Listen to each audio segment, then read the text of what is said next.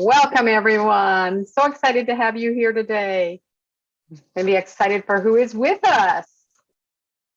We have a speaker that is a presenter and an award-winning international speaker, coach, leadership trainer, best-selling author. I have 2 of her books and one I'm going to order real soon.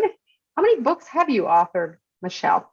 Just alone 4, conglomeration 7. I'm behind, but Michelle guides you through the professional speaker process and the core message development. She'll build a framework of multifaceted talks, stage presence, and delivery. The first book I purchased on Michelle's was the Eat, Drink, and Be Merry. It's a wonderful book if you haven't seen it or read it. I can borrow it to you, but I better get it back. She's a co-author of those other books that she was talking about, and the newest book that she's talking about now is On Your Crown. What was the name of that book again, Michelle, behind you? And your Hold My Crown, Women of Grit Share Stories of Resilience. Hey, and if you haven't seen her on Facebook, I watch her with the Denim and Pearls podcast. There's that beautiful book. She also is the host of Mental Shift show on a new channel.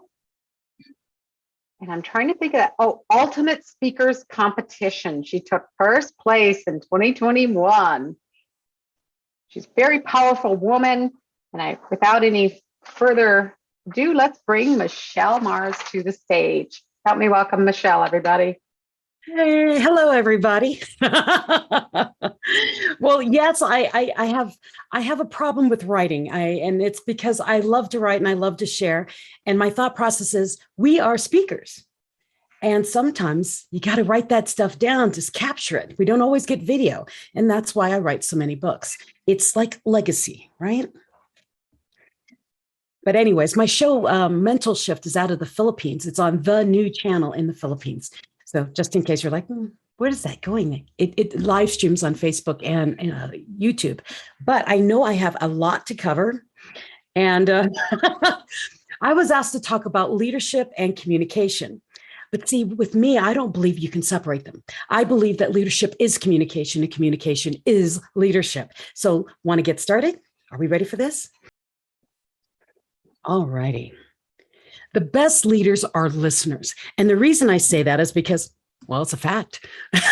So what is a leader? Well, a leader knows the why. And before we go any further, I've got to let you know, my biggest mentor is John Maxwell. I'm a John Maxwell coach, and I love this man. So a leader knows the why. They know why to live. If you know your why, you can bear anything else.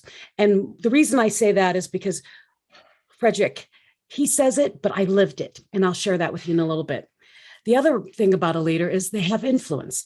And my mentor says, leadership is influence, nothing more, nothing less. And as you travel through this journey of the leadership and communication, you'll realize that you are influenced by those people with strong communication skills. If they have poor communication skills, it's very difficult to follow them. For those of you who are Toastmasters, we are all guilty of this. We sit there in an audience and we're listening to somebody who's supposed to be a leader and we're counting their ums and ahs, and their leadership level is dropping in our minds. It's because that is what influences us, their ability to speak. The other thing about a leader is responsibility. They have to take personal responsibility, and you can't change the circumstances, the seasons, or the wind, but you can change yourself. And Jim Rohn, another mentor, he says that it's you control you. And as a leader, that is a big factor in what the people who follow you think. And for those of you who are thinking you don't have anyone following you, you're not a leader. You are, because someone's watching you. You never know. And the other part is you're watching you. So let's get back to why did they ask me? Why did Colleen say, Michelle, I want you to come talk at this Lunch and Learn? Who am I? I'm a lot of things. Most of all, I'm a Toastmaster who found her wings and started soaring. But I didn't find them until I went through a few things. So this was me in 2014. I was Southern Division Governor in Colorado and living my life, doing also good things. And I had just started speaking at story projects and NPR and things like that. And then I was in a car accident in May of 2014, and it changed my life. You see, the doctors told me I was perfectly fine. They let me go from the emergency room. But 12 days later, I stopped speaking. And then I stopped walking. And then I got lost in my head. Now, imagine having a DTM stuck in their own head. Stop talking and arguing with myself. And it was a horrible place to be. Horrible. I do not suggest that for anyone. And so for 2 years, I was stuck in my own mind, arguing with myself and telling myself, my inner voices were telling me, my self-doubt was saying, you're not good enough. You got in this accident because you thought you had something to give, but you don't. No one needs to hear you. And so all these terrible things were going through my head. 2 years later, at the end of that 2 years, I'm sitting in my living room crying and screaming in my mind at God for doing this to me. He gave me this great ability to speak and present and be this powerful leader that I knew I could grow into be. And then he took it all away. So at the end of that 2 years, I'm screaming, saying, kill me already. Why are you doing this to me? And I heard from everything around me, every pore, every cell, everything, you're not dead yet. Get up. And I did. Sooner, I ended up signing up to do a TEDx because they asked me to do a TEDx in Colorado Springs. And I told that story about being trapped in my head and hearing a voice that said, get up. And basically, I wrote about my mother-in-law. And my very first book that Colleen had mentioned, the Eat, Drink, and Be Merry, Mary is my mother-in-law. That TEDx is called Eat, Drink, and Be Merry. It's all the things I learned from a woman who lived her very best life. And although she got a very bad diagnosis towards the ends of her life, she grew as a human, as a wonderful human. And I wanted to emulate her. And I shared with the world the lessons I learned from her. So the 3 lessons I learned are: eat dessert first. Life is too short to not enjoy the little things in life. Number 2 is you have to have a goal. If you don't have a goal, you're like a GPS just wandering out in the woods. You need a compass to tell you where you're going, but you need to be flexible on where you're going. And then 3rd, the differences between a rut and a grave are the dimensions. And that's a quote by Glasgow. Basically, if you keep doing the exact same thing every day and expecting something different, you are the definition of insanity. So if you want something different, you must do something different. Step out of your comfort zone and be the best version of you every day. So that's my TEDx book, Eat, Drink, and Be Merry. And then I joined the John Maxwell team. I joined the John Maxwell team because in those 2 years, I lost who I was. I lost my job. I lost my degrees. I lost everything out of my head. All I remembered was immediately what was around me. And within 30 seconds of what happened around me or what someone said, every 30 seconds, my brain would reset and I would not remember. So I joined the John Maxwell team because I have 15 billion John Maxwell books behind me. And we decided, my husband's like, you're a big fan of him. Maybe if you join his team, that might trigger a memory and it might flood your head back with who you truly are. So that's what I did. And then I found out I had breast cancer, had to deal with that. The reason I'm telling you all of these things about communication and leadership is, remember, I've got a lot of inner critics. You have a lot of inner critics. And each time those things come up, you have to find a leader in you that can rationalize and argue with it and prove it wrong. With this cancer diagnosis, I'm smiling in the picture. They just cut my breast off, but I am smiling in the picture. Why? Because the leader in me recognized the importance of saving my life. My body was not that important. Living was more important. So that happened. And then I started having inner critic doubts about, am I a woman? Why am I here? I lost my brain and now I'm losing my body because the cancer is eating through my body. Why am I here? What is my purpose?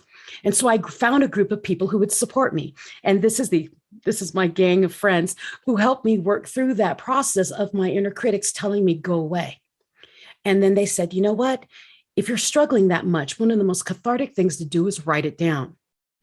So I did.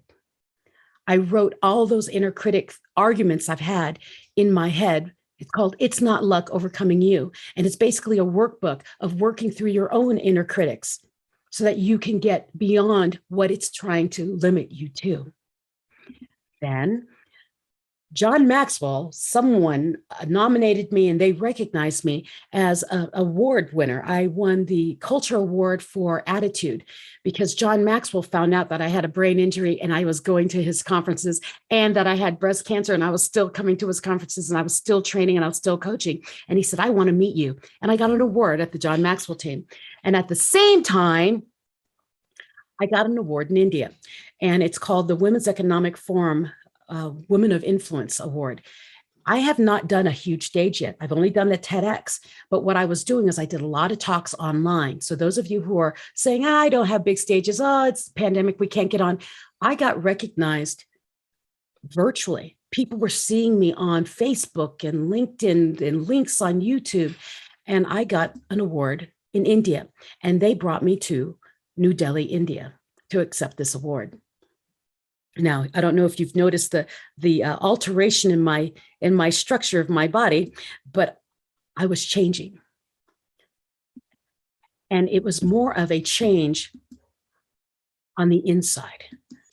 But basically, what I want to tell you about this is all of this that happens, you can either crush in it or you can excel in it. That is what leadership is. That's what that communication is. Communication is not just the stuff you're hearing on the outside. It's just the stuff you're hearing on the inside. And what's more powerful are the voices from the inside. So what is a leader? Remember, we said a leader knows the why, has influence, and is responsible. In order to lead others, you have to lead yourself first. And that was my biggest lesson over the past several years through the breast cancer and the brain injury. I couldn't help anyone unless I helped myself first. And I know we're all taught that that's selfish, but I learned that I had to know my why. I needed to know why I'm here and why I wanted to speak and why. If once I knew the why was to help other people through their inner critics and their self-doubt and their apologizing for what they did become. You know, mom wanted me to be this and I didn't do this. Dad wanted me this and I didn't do it. We beat ourselves up. And what I found was that doesn't matter. The important thing is, what is your why? Why do you wake up? What brings happiness and joy to your world in order to give back to other people? Once I knew my why was to help people stop apologizing for what they're not, to embrace who they are and be the best versions of themselves unapologetically, nothing was stopping me. So then the influence part. Yes, I can influence other people, but if I can't influence myself to be the best version of me, then what am I here for? So I had to change my mental attitude and take responsibility, that's the third one, of myself. Remember, I had a brain injury and I was stuck in my head for 2 years. I didn't walk. In those 2 years, I gained over 180 pounds. So if you remember those pictures I showed you, I went to about 390 pounds at my largest. I stopped looking at scales because the scale would go all the way around and start at zero again, and I couldn't look at it anymore. So all I remember is my last weight was 389. I had to realize that leadership of self was far more important than leadership of others, because when I was out there trying to lead people and I was not believing it myself, the people who heard me didn't quite believe me. There was something off. So I took responsibility of me, mind, body, and soul. I realized, yes, my body was important. My mind was important with my brain injury. Then I learned with my cancer that my body was important. I had to take care of that too. But in order to save both of those, I had to realize that my soul was more important than all. I had to get all three of them aligned. So I had to get very aligned and understand who I am as a leader and learn how to speak to myself kindly so that I wouldn't knock myself down. What you say to yourself, you believe, even if you say it on a subconscious level. I would go into a mirror and say, yeah, you can speak, but your hips are too big. And when I would go on stage, I would speak, yeah, but I would be afraid to move on stage because I was too big. You see, the little things that mess with you, you've got to clear your mind and free yourself of those inner critic thoughts. So I like to ice leadership from within, because in order to have that full leadership, we have to have integrity. And that's respect within draws commands and earns respect from others. You have to have that full integrity, knowing that you are the same person on stage, off stage, at home, in public, and know that no one's ever going to catch you in some, oh, I lied about that. Don't bother with that. Be the truth. Have your integrity, because especially in the speaking world, it will catch up with you. The other thing is character, the mental and moral qualities distinctive to an individual. Do you trust yourself? I trust myself emphatically. And so that's integrity and character. And then last, example. You have to have that leadership from within. It all starts from within. I know this because I've lived it for the past 5 years now, right? With just over 5 years. And in each scenario I've gone through, I have had to find a new version of why I love me enough to trust me in front of other people. I knew my path was going to be speaking in front of millions of people. And then that little voice in me would say, what makes you think you're so special? He's better than you. She's better than you. And I would put myself down, and then I'd go on stage and think, oh, I shouldn't be up here. That kind of thing. You don't have time for that. You must believe in yourself, understand your powers, understand what you're good at, and understand what you're not so good at. Build on the things that you're good at. The things that you're not so good at, either delegate to somebody else or learn them. But if it's taking too much to learn, delegate, because really what you're here for is to focus on your strengths, understand your weaknesses, and feed the strengths. And that's really what I've done. My brain injury is not gone. I cannot add. I don't remember a lot of things from my past, but what I do know is that I can speak truth. I can speak from experience, and I know I can inspire people. So what do I focus on? How can I inspire more? How can I reach more? I don't focus on, oh, but I can't add.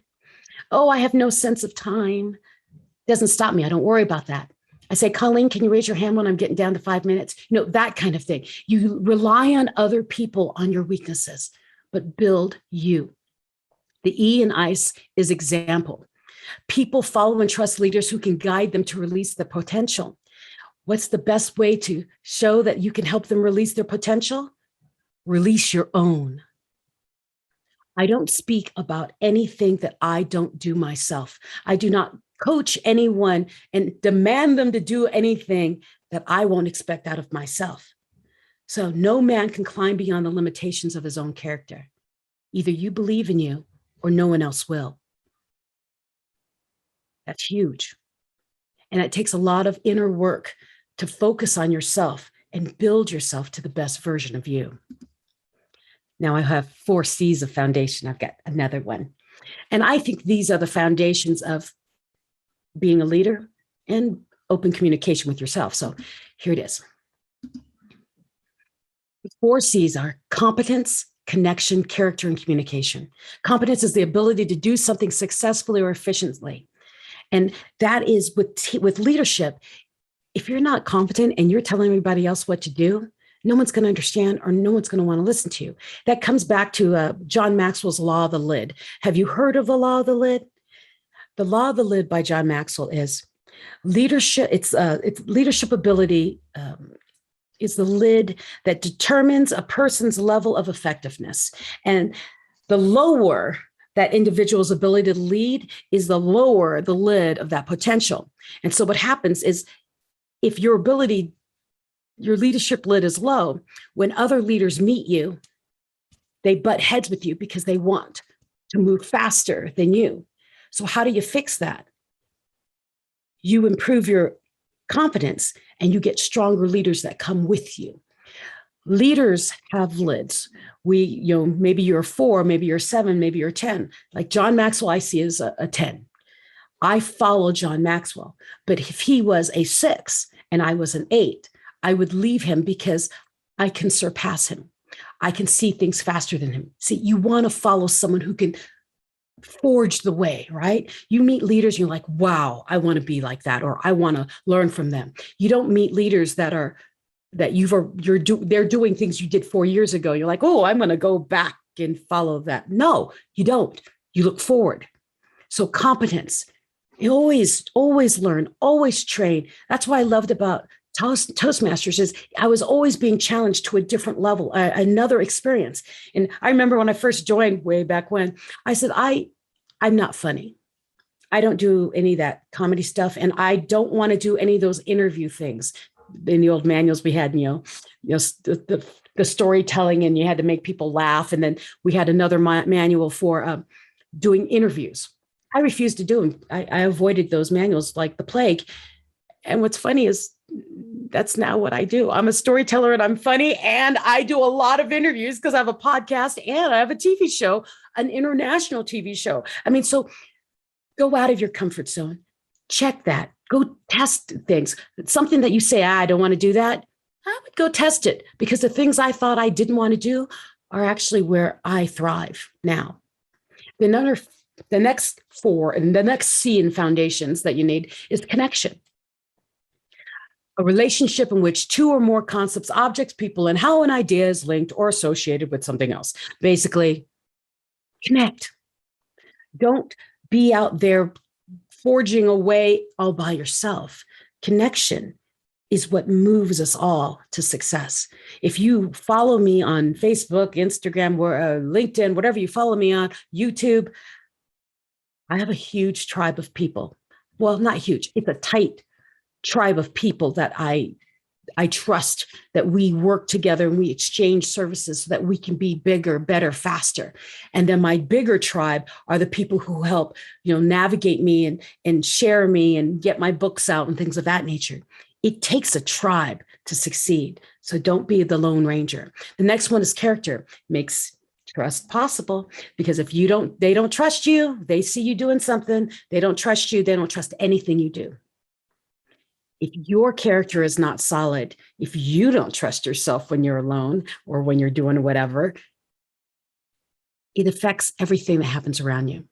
So keep up your character, keep those connections, be competent in everything you do. And lastly, communication. That's what we join Toastmasters for. I encourage you to thrive there. Whenever you get any feedback that for improvement, take a list. And every time, apply that list of improvements to the things you did well and add it to the next speech you're doing. That's how I move so quickly through my journey in Toastmasters. I think I got my DTM in exactly 4 years. And it's because I was always building. I never would say, well, that's a different speech. I'm not going to use those critiques. No, every speech can be used with every critique. So just keep building what your ability to improve is. And at the end of it, you'll be able to speak and perform and challenge and interview, do whatever you want, because you kept all of those things in your head, not just individually for speeches or particular speeches. I use it for everything. One of the things that I talk about with communication and leadership, and particularly self-leadership, is, remember, I said that we all have inner critics, and they start coming into play right when we're about to succeed. And what I found is these questions from Byron Katie, The Work. If you Google The Work by Byron Katie, these are just the first 4 questions. There's a lot more, but the first 4 questions always get me out of my rut. They get me out of my comfort zone, and they challenge me to think beyond my mind saying, I'm not good enough. So let's play. 4 questions to free yourself from the thoughts that make you suffer. I'm not good enough to write my book. I don't have anything to share. Question 1, is that true? Well, yeah, there's plenty of people out there in the world who are writing about that. I'm not going to write it. So number 2, can I absolutely sure that it's true? Am I absolutely sure that I shouldn't write my book because everybody else is writing and I don't have anything to share? Well, no, because I really, really, really want to write this book. So 3, how do I react? Or what happens when I believe this thought that I'm not good enough to write this book because I'm not worthy of it? It makes me sad. And it makes me feel diminished because I really wish I could. So number 4, who would I be without this thought that I'm not good enough, I'm not worthy to finish this book? I would be really happy. I would finish my book and I'd be running around speaking on stages and sharing this knowledge that I really want to share. So then my final question to you is, then why would you even ask that question? Why would you even put yourself through that? Go write the book. Go tell your story and share it with all your passion in your heart. And the reason I love this quote is because this was the quote that saved me from not doing what I'm doing today. I mean, I wasn't going to do it. I'm like, I have a brain injury. I have a 30-second memory. I have breast cancer. They're telling me I only have 3 months to live. Why would I should just go home, go find a beach somewhere and relax. But part of me really wanted to share. Part of me wanted that book out. And I did. And then the next book came out. Then the next book, and then 3 months passed and I hadn't died yet. Don't allow yourself to hold yourself back. You are your harshest critic. You are the only thing that holds you back from being the leader that you're meant to be. It's the communication that you tell yourself that is holding you back. So raise your leadership lid, learn more about leadership, how it applies to you and where you fit in all of that, and be the best leader for you. So great leaders are listeners of others and themselves. And to recap, you love that laughing picture. I love that laughing picture because that's me laughing at all those inner critics who told me you're too fat to be on stage. You have a brain injury. You should not be on stage because you don't know what you're going to talk about because you have Tourette's because of your brain injury. I don't swear. I just get really hyper. So it's okay. And I am very, very outright honest. That's my Tourette's. I cannot tell a lie. And hey, that's a good thing, right? So trust foundation for good leaders, great leaders of self and others is you need to be competent in whatever you do. Perfect it, get better at it, practice, practice, practice. You don't have to be the best of the best, but you need to be at least trying to be the best in whatever you're doing. And the Yoda in me just said, try. There is no try. There's only do or do not. So be the best version of you. Be the competent person. Next, connection. Make friends. Find people who help you become better and you help them to be better. Connection is power. It is how we can be the best versions of ourselves. And in the speaking world, those are the people who say, hey, you did this in the talk, but this is one little bit, you might want to work on that because you were very iffy there, that kind of thing. Or you had great stage presence, but you forgot the whole left side of the audience. I'm talking from a speaking stage point of view, but you know the meaning. Be competent, have connections, build your character, understand that you are, they said you are what you eat. No, you are who you act. Be the best version of you. And that's why I always say that. Your character speaks faster and louder than anything you do on stage or off stage. Be you, the best version. Then last, communication. We're all in here in Toastmasters to improve our communication. But here's the point about communication. It's not just the ones you say outside of yourself. It's the communication you say inside yourself. It's far more powerful than any words you can say out loud. When you say the words inside, and then you declare it to the world saying, I will be, I am this, then it becomes more powerful. But if you're sharing something to other people that you don't believe in, don't share it. Because at an instinct level, they know you're lying. And then that goes back into your character. And then that goes into your connection because they're going to disconnect to you. And then that also goes to your competence because they're not going to believe you. Now, the inside job, I'll repeat it again, integrity, character, and example. Walk the walk, talk the talk. Don't say, do as I say, not as I do. No, you are your brand. You can meet me in a grocery store, at a football game, swimming, at the gym, and you're going to meet the same Michelle. I'll have less makeup on, but that's about it. Now, listen. I put listen here because you have to be able to listen to God, the universe, whatever you believe in, yourself, and only slightly to others. And I believe through my whole journey of growth and tearing down and growth again, that I was getting signals from the universe and God that were telling me, stop that. You don't even like doing this job. And what I didn't tell you was right before my brain injury, I worked political in the political world. I wrote speeches for politicians. I absolutely hated that job. I hated it. I hated it. I hated it. But I loved speeches. I loved crafting speeches. And so my thought was, well, I'm not good enough to be on stage, but I can write for all these other people. And so I took my talent and was giving it to other people. And I would get sick every time I would write for them. My stomach would turn and I would lose sleep at night. But I never took it as the signal of saying, you don't want to do this. Stop. It was a paycheck, so I kept doing it and being miserable. And it wasn't until I sat at my computer that day in 2014 and said, will you give me a break? I'm so tired. I just need a break. And then within 30 minutes, I was in a car accident that gave me a 2-year break. Something out there is listening. If you don't believe in God and you do believe in the universe, understand something's listening. Something is always telling you that nudge, that gut feeling in you that says, don't do that or do that, or that doesn't feel right. Oh, go ahead, do that. Listen to it. And then listen to yourself. Once you rationalize it, your insides will say, oh, I'm going, this is the right way. And don't allow that inner critic voice in you to say, you don't deserve that.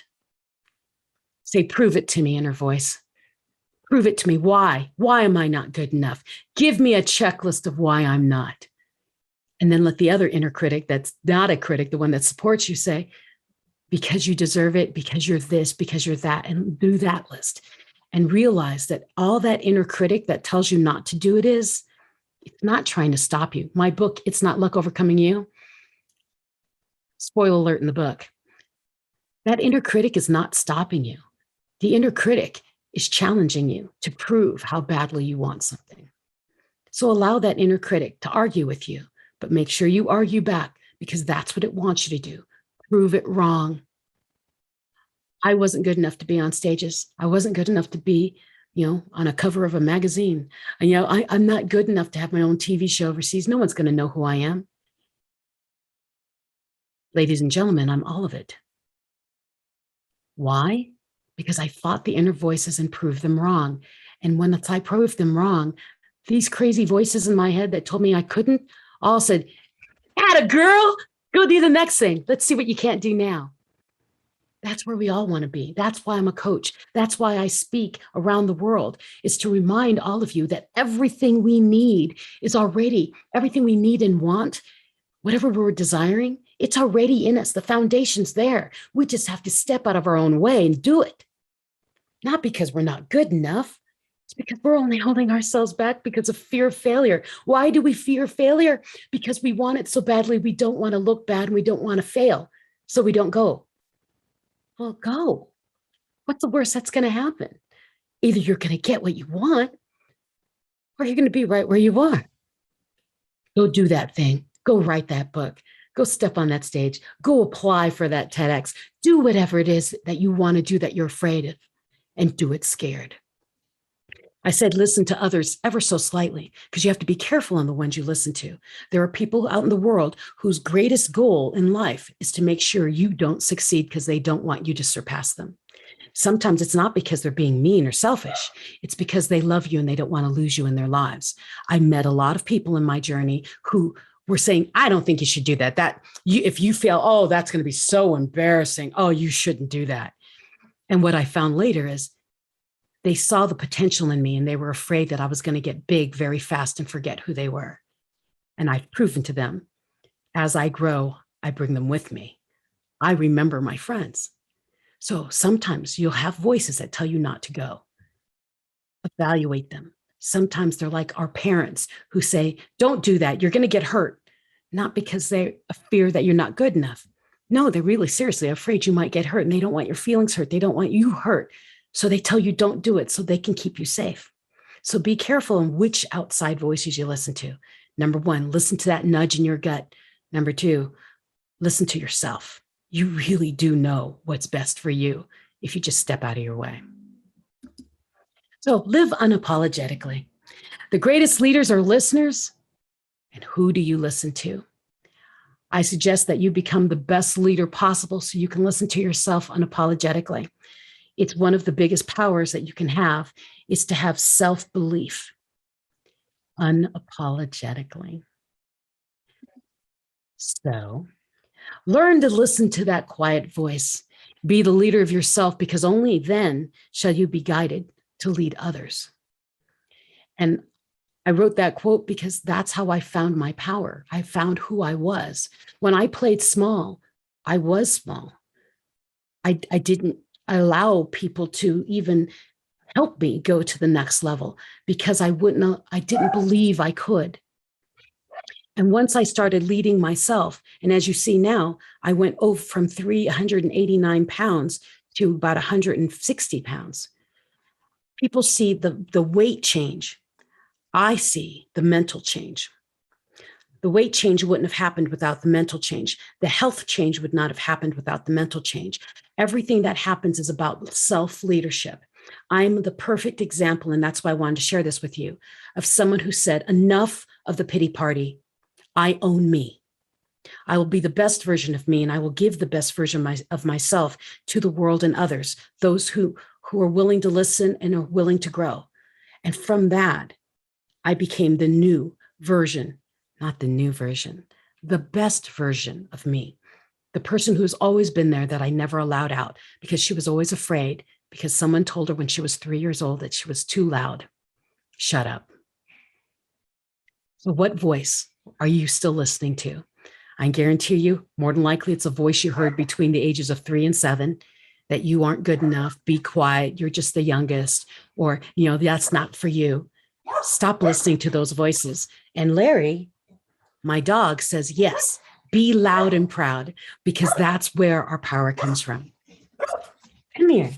Enough of the barking. They all know you're here. So if you want to connect with me, I'm everywhere, literally everywhere. Mental Shift is on YouTube and on TNC now. It's also on Facebook. Just friend me on Facebook. I've got a good 1,000 more spots to fill because I keep that low. We can get you back in there. And then follow me on everything I do because I'm everywhere. Denim and Pearls is every Friday at noon Mountain Time. And that's, well, today. And I'm not on because I'm with you. So I'm going to go on after this. And maybe you can catch our Denim and Pearls show. And I would love for you to connect. And if you have any questions, please ask them here because I'm pretty sure Colleen will let you in to ask questions. And I think we have 20 minutes? What, 20 minutes? We do, Michelle. We have about 20 minutes for questions. So anyone that would like to ask a question, but I've got to tell you while you're writing them, I was selfish when I invited Michelle here. I wanted to see her again. I wanted to hear her again. She just motivates me so much. She is that number 10 in the leader with a lid for me. So it was pure selfishness, Michelle, to bring you on. Good for you. I like selfishness in that matter. Really enjoyed everything. So I'm giving folks time to ask their questions, and I'll relay them to you. The reason you're not on screen is we did not have media releases for everyone, just the people you see, because you never know who's going to pop up and join in on these. But you can use the Q&A or the chat to directly ask Michelle questions if you'd like. Yes, her Denim and Pearls podcast is fun. I follow her on Facebook. Didn't realize all the other places. I'm going to have to check it out. You really have motivated me today. I'm going to push Lisa and I'm going to step out of my comfort zone and we're going to try and write our own little stories. No, try. Do or do not. Oh, we're going to do that. Okay, Lisa, you hear that?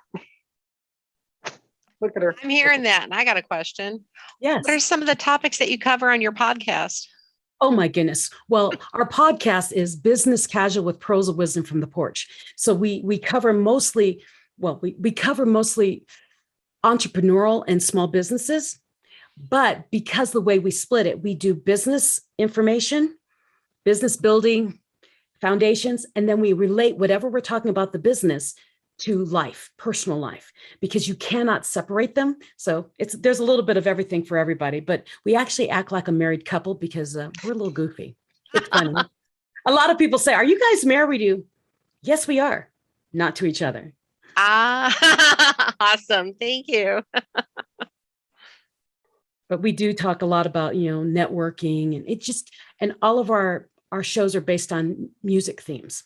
So, because I like to sing. And way back when in Toastmasters, I would sing in speeches and people would say, you're not supposed to sing in speeches. Why Guess not? what? I do that. I make a lot of money singing on stages. And it's a jolt, it takes people out of that, their expectation and it gets their attention. So yeah, you be you, whatever you're out there doing, do something special and different, because in the world of speakers, we turn into a gigantic ocean and you have to do something that's a little bit different that no one else really does. It's just uniquely you. That's a great tip. Thank you. When you were talking about outside voices inside my head, I don't know if you remember this song, Because of You, I Never Strayed Too Far from the Sidewalk. Yeah, Kelly Clarkson. Yeah, because of you. Yeah. That's right. But right away, I started thinking about how I was the firstborn girl with 11 older brothers. And I never could stray too far because he had brothers following me everywhere.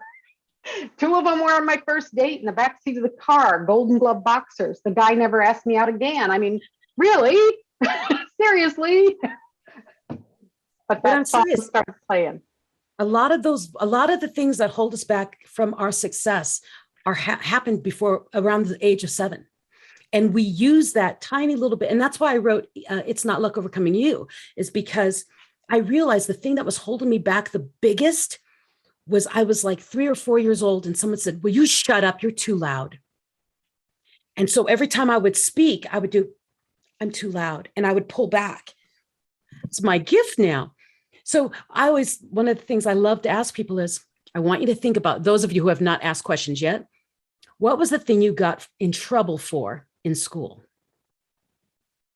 I used to get in trouble for talking too much. And I was talking too much because I was always stopping the fights. When they do, "Oh, Billy and Joey are going to fight tonight. Oh, they're going to fight right after school." I would go talk to Billy and Joey and say, "Don't fight. Why are you upset?" And I would play mediator between the two of them to stop the fight. So I'd be in the back of the room and the teacher would say, "Michelle, will you stop talking?" And then they put me in the corner. I would go to the principal's office all the time because I was stopping fights. And now, and through my years of all these years, I'm 53 now, all those years, I realized the thing I was getting in trouble for was my natural instinct, making peace, helping people find the best version of themselves. And they told me to shut up. And I kept it until something hit me in the head with a car. And, I had to knock it back out and do, well, wait a minute, I'm going to talk. I'm going to keep talking until someone tells me to shut up, that kind of thing. So what holds you back? What did you get in trouble for? I bet you that's where your gift is.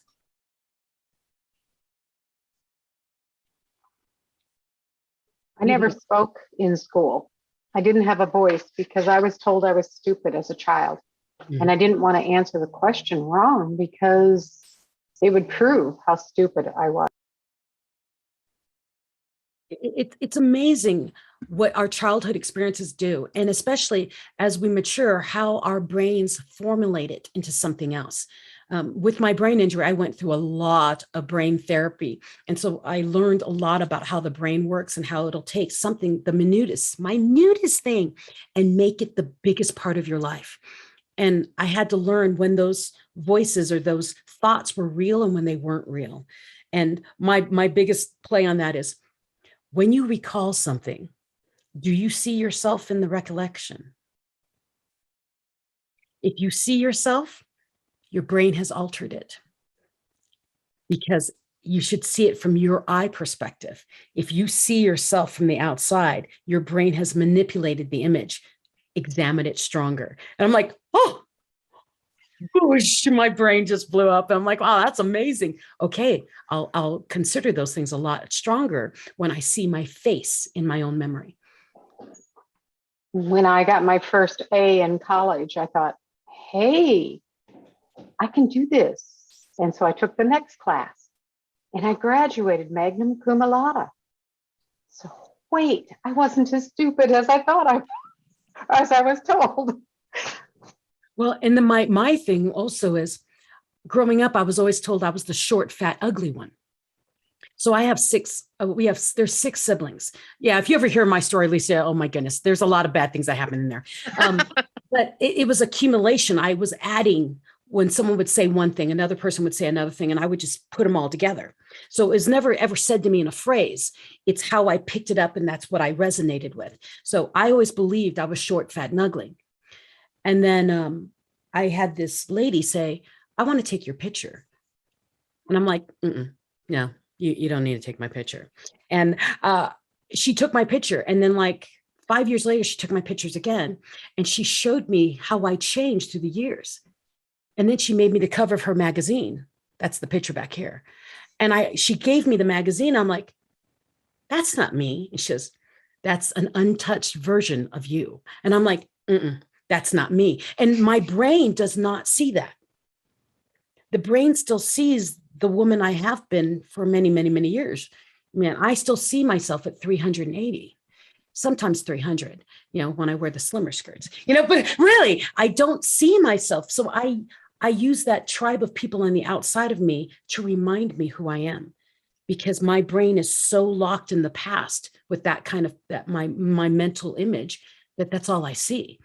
And that's the power of leadership and self, that communication with yourself.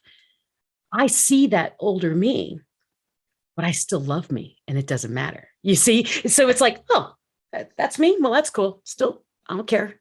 I'm me. And so that's the power I like to bring to the world is go out there and be the best version of you. You want something, go learn it. Go take YouTube classes if you want to. And if you're like, I don't like it as much as I thought, well, let it go and keep going. But we always hold on to so much of the what I can't do. We aren't here to focus on the can't do's. It's we're focusing on the what we can improve on and the can do's. And then you live a really happy life and you get a goofy grin on your face like I do all the time. I think it's a beautiful smile. I don't think that's goofy at all. Just thinking back on your question, I'm thinking when I was in second grade, I got admonished for not talking, but for asking questions, because I tend to repeat questions to make sure I understand them. That's the way I've always done that. And my second grade teacher is like, okay, so since she obviously can't figure out how this works or whatever she was doing, class, we're going to tell Lisa what this answer is. I'm like, sure, I'm not going to answer another question, give her the rest of my life. My God, I was embarrassed. And then growing up with that idea of if I can't ask a question, then I can't understand what's going on. So God, I feel stupid. And my first husband didn't really help with that because we had a little game. It's like, okay, you have to ask the boss if you can do that. And I finally said after 2 years, screw that. No, I'm not doing that anymore. This is it and I'm done. And my kids find out how smart I am, but we're different. I have a high functioning autistic son. He's different. And I said, you don't have to be like your other kids, like your other brother and sister. You have to figure out how you're smart and figure that out and do your thing. Don't worry about what other people do. They can't do what you do. You can't do what they do. That's what makes us all different. You're so unique in every way. But yes, definitely, for those of you listening, check back in your childhood. It holds us back for a long time. And until you focus on it and do, wait a minute, enough of this, it will keep controlling you. It will just keep doing it. And so I'm glad you figured that out, because questions are what make the world go round. Oh, yeah. I mean, and I remember getting in trouble for saying, but why? But why? And so now as a coach, I always do, so why? There you go. So examine that. If you're out there lost and wondering where you're supposed to be, go back to what you got in trouble for. More than likely, those things that you got in trouble for are lining you up for exactly what you should be doing right now. It's the power. It's what makes you different from anyone else in your career field. Bring it back in. That is so insightful. I'll go back and introspect that. Thank you. You're welcome. All right, Clay, I'm going to bounce it back to you. Do we have any other questions that came in? Because we're having fun with Michelle. This is great. Isn't she awesome? No, we don't have any questions. Any of you, if you have questions, please put them in the chat or the Q&A. Well, here's another one then for me. I was told that when I was a little girl, I spoke 2 languages, Tagalog and English. And at 7, I bit my tongue off and they wired my mouth shut. And I could not speak for a month. And when I came out of it, I couldn't speak. So I had to relearn how to speak. And my language patterns between my Tagalog and my English were mixing. And so I was saying all the words wrong.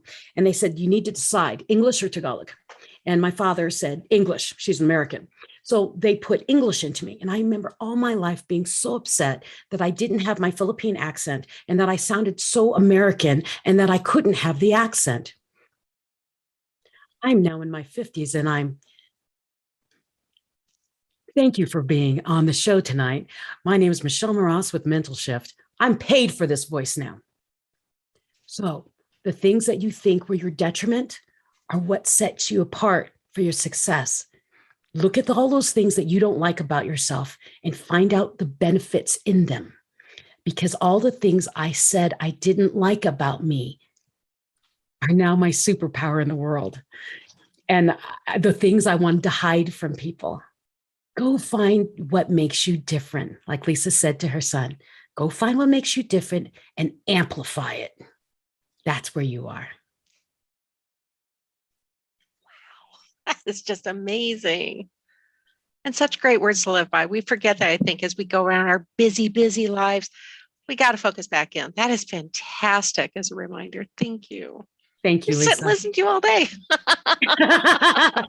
I was like, you can almost. I've got enough podcasts out there and enough TV show stuff. Yeah, I got that bookmarked. I'm going to go check it out. And for those of you in the chat, I'm going to drop that in again, just so that way we've got it. And when in doubt, if you go to my name, michellemoross.com, my website has everything. Everything. Because I have a brain injury. I really have difficulty remembering a lot of things. And if they don't pop up on my calendar or things like that, I forget. And so everything's on my website. So if I forget how to get to Mental Shift, I go there and I look for Mental Shift and I push a button and it brings me to it. Awesome. Yeah. I dummy proof my own website. I'll reiterate some of the books that I've read. Eat, Drink, and Be Merry, which was her TED Talk as well. That I did not really think about, but yes. A Glimpse into a Life Well Lived. That's the first book. That's Eat, Drink, and Be Merry, Glimpse into Life Well Lived. Oh, yes. And then It's Not Luck, Overcoming You. And she's the co-author of a best-selling book series, 13 Steps to Be Richer, to Riches, Desire. I do not have that one. That's this one. There it is. The new Hold My Crown, for those that just came on. That's the newest book, and it's a accumulation of how many speakers in that one? This one has 12. 12 stories. Women of Resilience share, Women of Grit share stories of resilience. This is the one I wrote with my brain injuries. For those of you who say you can't write, I wrote it with a brain injury, a full one. And then 13 Steps to Riches is a 13-step series. So there's 13 books in it. And like Dennis Whiteley was in this one. The next one had, they're huge authors with it.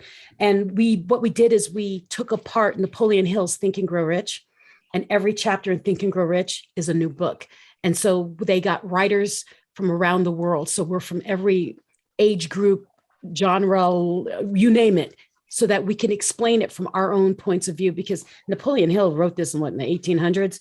It didn't really apply to us today. You have to twist it. So we pulled it apart and made it modern. I love it. And like I said, if you've never seen her on Denim and Pearls podcast, I watch it on Facebook. Mm-hmm. They're good when they're not drinking. No, I'm teasing. So then just for my clarification, it's a podcast and a live stream. Yes. Yes. So okay. if you want to watch us live, we're live at 5 minutes after we get off this call. We'll be live on Facebook, and YouTube, and it'll be on my page, but also on YouTube. And then once we download it, we put the audio on every platform for podcasts. We're on iHeart, Spotify, you name it, we're on it. So find Denim and Pearls. There's a cartoon image of me and my partner. And it's pretty funny. My forehead's like this big, but it's funny. Okay. And there's a lot of times I can't join them, but I can watch it later, which we will have this also on YouTube later. I've already had 7 people send me requests for the YouTube link. We haven't got it yet. We'll get there. But it will get there. It'll be there. Any other questions, anyone? I'm really shocked that Toastmasters don't have questions. No, they're beautiful. Quiet out there. little shy. It's lunchtime. Yeah, they're all at their desk acting like they're not watching something else. Well, I really, really just want to thank you, Michelle. It's always wonderful to see you. I miss Colorado, but I love Arizona. These new people are awesome. I like I'll let you know when I come through. I'm doing 100 author event, and the next one is in Dallas on November 30th, and then there'll be another one in Las Vegas on December 8th. So every month I'm bringing the 100 author event to another city and inviting all authors so that we can showcase our books and learn a little bit more about what the process is of getting it marketing. I'm doing the 100 author event because when I wrote my books, no one told me anything. And so I want to bring people together, I am bringing authors together so that we can learn from each other, up level, and then be able to cross-reference our books, but bring the public in so they can meet all of the different authors of different genres. I did it in Colorado Springs, and we ended up having originally, I only had 20 people with books there, but then a whole bunch of other people showed up, and then we had this huge crowd. So it's huge and it's growing, and it'll go across the nation. So if you know of a lot of authors in your area, you let me know and I will bring the 100 authors to you. Well, I know a few that would love this, like Pam and those. Okay. Lisa, we'll have to invite all those folks. I know one outside of Toastmasters. Yes. No, they don't want, you don't have to have be a Toastmaster. Okay, This is cool. open to all authors because I'm bringing in someone who can help build websites. And then I'm bringing in local experts. And then I also have celebrity authors coming in to share their journey, so things like that. Yeah, it's There we go. Lisa, we're going. Lisa, we're going. We're going. Yeah, if you come just to listen and learn before you write your book, it'll help you a lot. And then, but yes, I'm going to put it on my website, on my Facebook page. So actually, it's on my website right now. Yeah, it's on my website. It says events, but I'm putting it on Facebook to announce it. So you'll all see it, and you can share it that way too. Awesome. Thank you. Thank you so much for having me. It was fun. Thanks for being on here today. I appreciate it. Take care. Have a wonderful Thanksgiving, everyone. Michelle, stay warm in Colorado. Mm-hmm. Happy Thanksgiving. Happy Thanksgiving, everybody.